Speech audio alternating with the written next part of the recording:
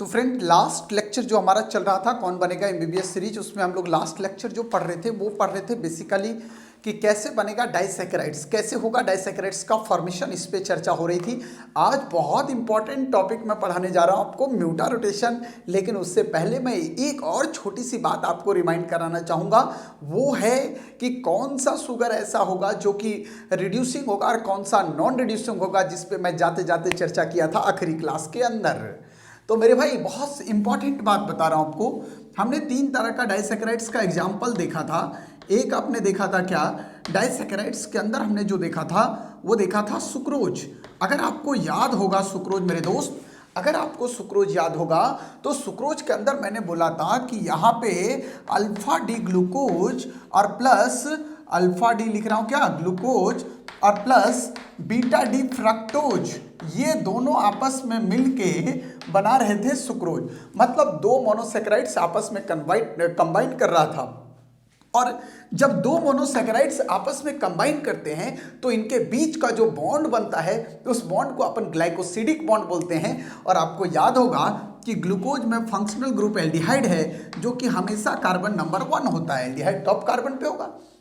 Fructose में functional group ketone है जो कि हमेशा कार्बन नंबर 2 पे होता है। इसका मतलब एल्डिहाइड में फंक्शनल ग्रुप जो है, ग्लूकोज में फंक्शनल ग्रुप एल्डिहाइड जो है वो 1 नंबर पे है और फ्रक्टोज में फंक्शनल ग्रुप कीटोन जो है वो कार्बन नंबर 2 पे है।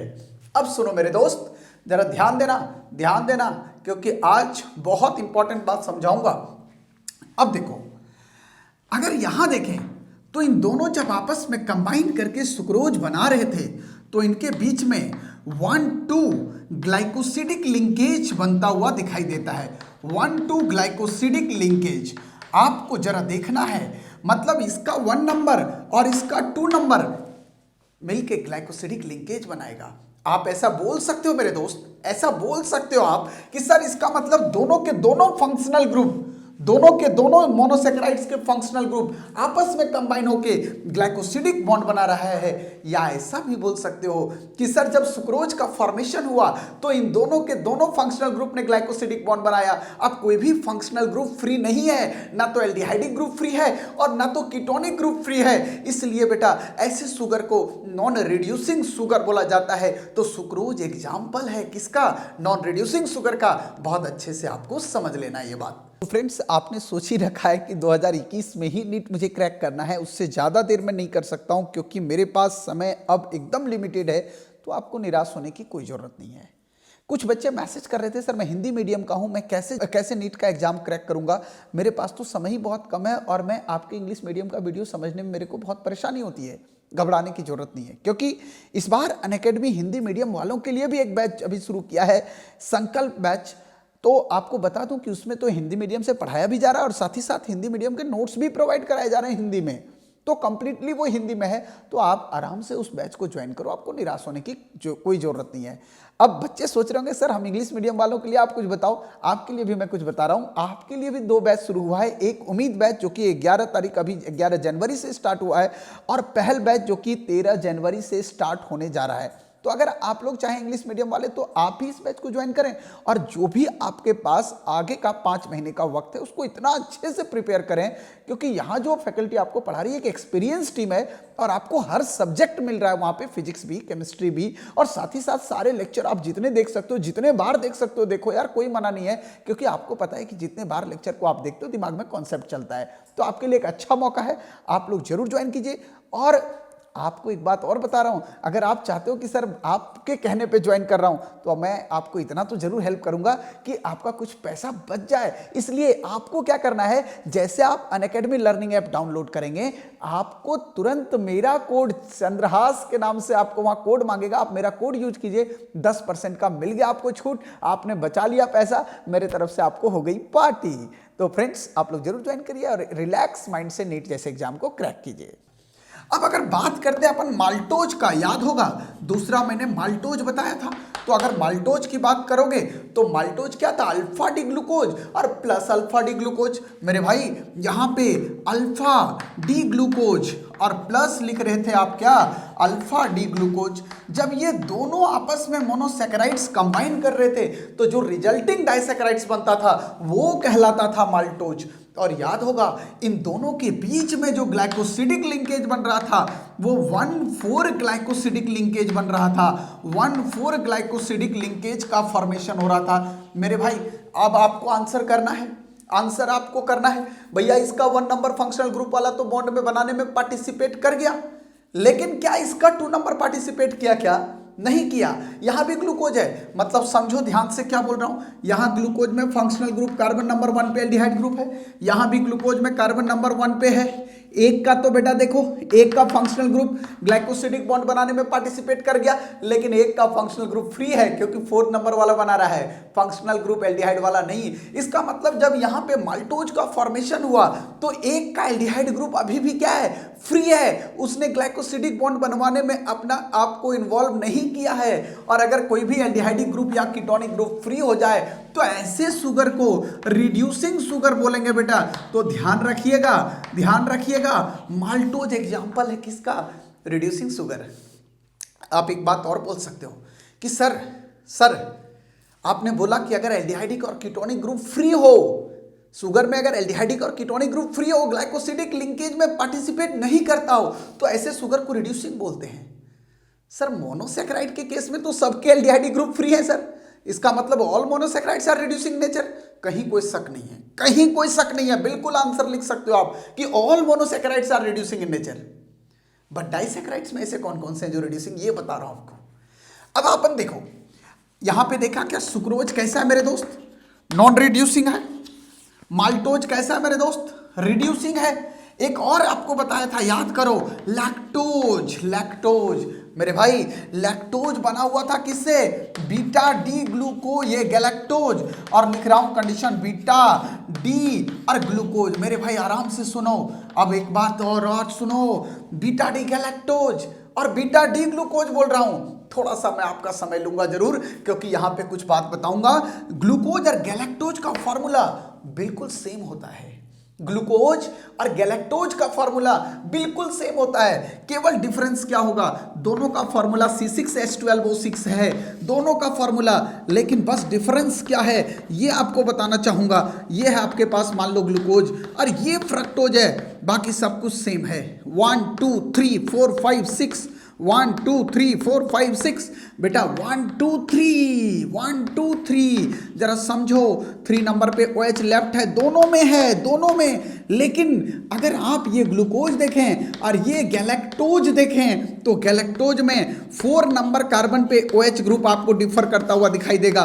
यहाँ पे गैलेक्टोज में लेफ्ट हैंड में दिखेगा 4 हैंड और ग्लूकोज में राइट हैंड पे दिखाई देगा। तो ग्लूकोज और गैलेक्टोज दोनों के मॉलिक्यूलर फॉर्मूला सेम है, केवल और केवल उनका कॉन्फ़िगरेशन डिफर कर रहा है at any carbon except carbon number 1।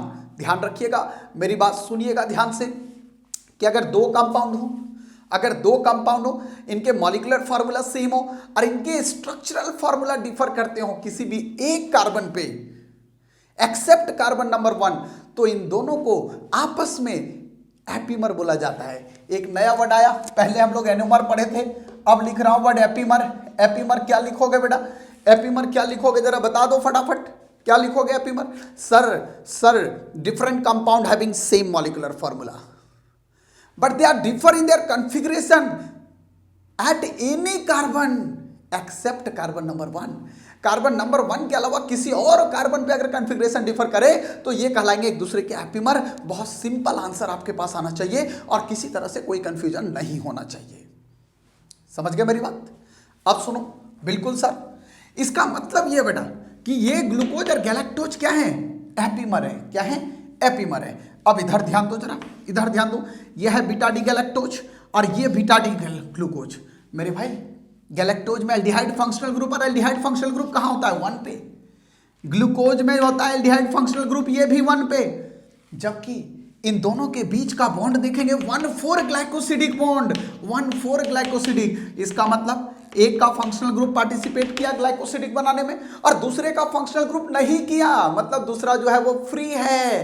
तो अगर किसी कार्बोहाइड्रेट्स के पास फ्री एल्डिहाइडिक और कीटोनिक ग्रुप प्रेजेंट हो then this sugar are known as, क्या कहलाएगा भाई? Reducing sugar. सो आप बोल सकते हो कि सर इसका मतलब लैक्टोज जो है वो ये also example of reducing sugar. समझ रहे हो? बोल रहा हूं, सुनना, सुनना, सुक्रोज क्या है भाई, नॉन रिड्यूसिंग शुगर है। माल्टोज क्या दिखा था, रिड्यूसिंग दिखा था। लैक्टोज भी क्या दिखा, रिड्यूसिंग दिखा। तो आप बहुत आसानी से प्रिडिक्ट कर सकते हो कि ऐसा कौन सा शुगर है जो रिड्यूसिंग शुगर होगा और ऐसा कौन सा शुगर है जो नॉन रिड्यूसिंग शुगर होगा। मेरी बात समझ में आ गया, बहुत आसानी से आ गया, बहुत अच्छी बात, बहुत अच्छी बात।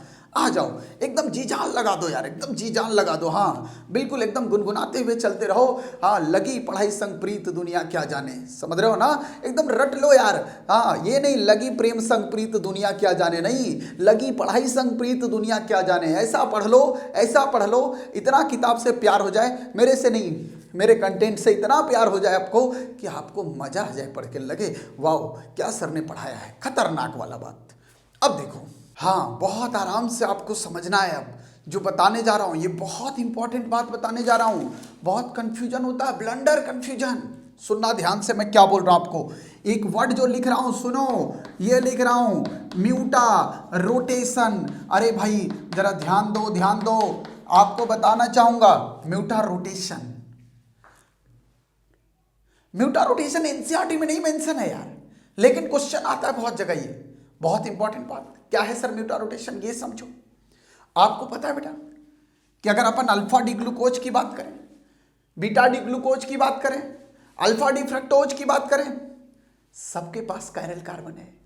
और जिनके पास कायरल कार्बन प्रेजेंट होता है वो ऑप्टिकली एक्टिव होते हैं। ऑप्टिकली एक्टिव होने के लिए नेसेसरी कंडीशन यही है कि presence of at least one chiral carbon, कम से कम एक कायरल कार्बन हो। और अगर एक से ज्यादा कायरल कार्बन हुआ तो नो प्लेन ऑफ सिमेट्री। अगर ऐसा कंडीशन हुआ तो ऑप्टिकली एक्टिव होगा, अदरवाइज ऑप्टिकली एक्टिव नहीं होगा। अब मेरी बात समझो, म्यूटा रोटेशन क्या बोलने जा रहा हूं जरा समझना ध्यान से। मैं लिख रहा हूं कंडीशन बेटा आपके पास समझना कि अगर अल्फा डी ग्लूकोज की बात करें, किसकी बात करें, अल्फा डी ग्लूकोज। अरे भाई ये बात कर रहा हूं 100% प्योर अल्फा डी ग्लूकोज की बात कर रहा हूं, 100% प्योर अल्फा डी ग्लूकोज। अगर अल्फा डी ग्लूकोज है मेरे भाई, कायरल कार्बन है, और अगर कायरल कार्बन है ऑप्टिकली एक्टिव है, और अगर ऑप्टिकली एक्टिव है तो या तो वो क्लॉकवाइज रोटेट करेगा या वो एंटी क्लॉकवाइज रोटेट करेगा, मतलब इसका अपना कोई ना कोई ऑप्टिकल रोटेशन होगा। तो अगर आप अल्फा डी ग्लूकोज देखते हैं तो इस अल्फा डी ग्लूकोज का जो ऑप्टिकल रोटेशन होता है, ये ऑप्टिकल रोटेशन एग्जैक्टली +112.5 डिग्री होता है जब ये नॉन पोलर सॉल्वेंट के अंदर होता है, नॉन पोलर मीडियम में होता है। मेरी बात को आराम से समझिएगा, समझिएगा आराम से। अब क्या लिख रहा हूं सुनो, अगर मैं बात करूं बीटा डी ग्लूकोज की, ये लिख रहा हूं कंडीशन, ये तो अल्फा डी ग्लूकोज है। अब लिख रहा हूं क्या, बीटा डी ग्लूकोज। अरे भैया अगर बीटा डी ग्लूकोज होगा तब भी तो इसके पास कायरल सेंटर होगा, केवल डिफरेंस कार्बन नंबर 1 पे था, याद करो। OH बॉटम पे अल्फा, OH टॉप पे बीटा, बस देसी स्टाइल में आ जाओ। अब अगर बीटा डी ग्लूकोज की बात करें तो इसके पास भी कायरल सेंटर है, और अगर इसके पास कायरल सेंटर है तो निश्चित तौर पे ये ऑप्टिकली एक्टिव है, मतलब इसका भी कुछ ना कुछ अपना ऑप्टिकल रोटेशन होने जा रहा है मेरे भाई, इसमें कहीं कोई शक नहीं है।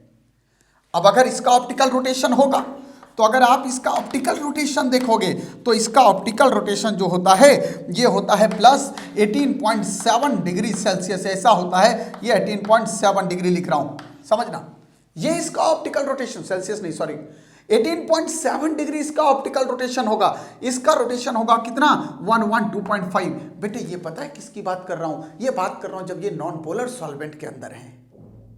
कहां पे प्रेजेंट, नॉन पोलर सॉल्वेंट के अंदर प्रेजेंट है। अब मैं क्या बोल रहा हूं जरा सुनो ध्यान से।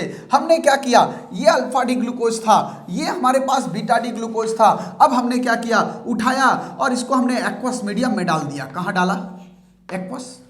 अरे भैया पानी की बात कर रहे हैं यार, अगर पानी की बात कर रहे हैं तो पानी पोलर सॉल्वेंट है यार, आपको पता होना चाहिए ये बात।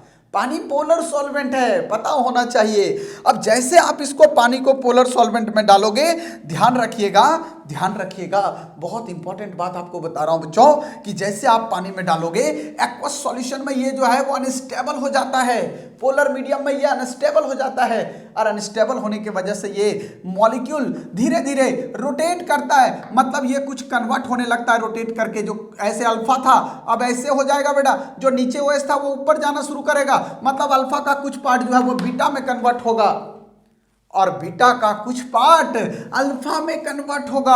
तो भैया जब अल्फा बीटा में जा रहा होगा, बीटा अल्फा में आ रहा होगा, तो एक कंडीशन ऐसा रहा होगा, दोनों का एवरेज ऑप्टिकल रोटेशन लगभग आ रहा होगा, और ये लगभग 52.5 डिग्री होता है बेटा। ये लगभग मतलब ये इक्विलिब्रियम का कंडीशन होता है, जहां पे अल्फा डी ग्लूकोज के कुछ पार्ट बीटा में और बीटा डी ग्लूकोज के कुछ पार्ट किसमें, अल्फा में कन्वर्ट हो रहे हैं। लेकिन ये कंडीशन तब पॉसिबल है जब हमने इसको कहां डाला, एक्वस मीडियम में डाला।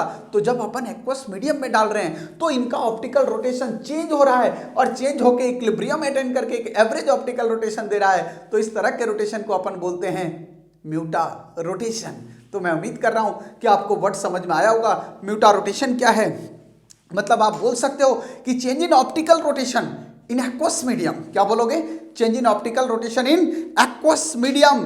कब, जब प्योर अल्फा डी ग्लूकोज और प्योर बीटा डी ग्लूकोज को कहां डाल देंगे, पानी में, तो उनका जो एक्वस मीडियम में रोटेशन चेंज होगा वही कंडीशन कहलाएगा म्यूटा रोटेशन। तो माय डियर फ्रेंड्स, मैं उम्मीद कर रहा हूं कि एक छोटा सा लेक्चर बहुत इंपॉर्टेंट और बहुत असरदार लेक्चर है। तो ध्यान रखिएगा, आप लोग मेरे साथ बने रहिए। मैं अगला लेक्चर लेके आऊंगा पॉलीसैकेराइड्स।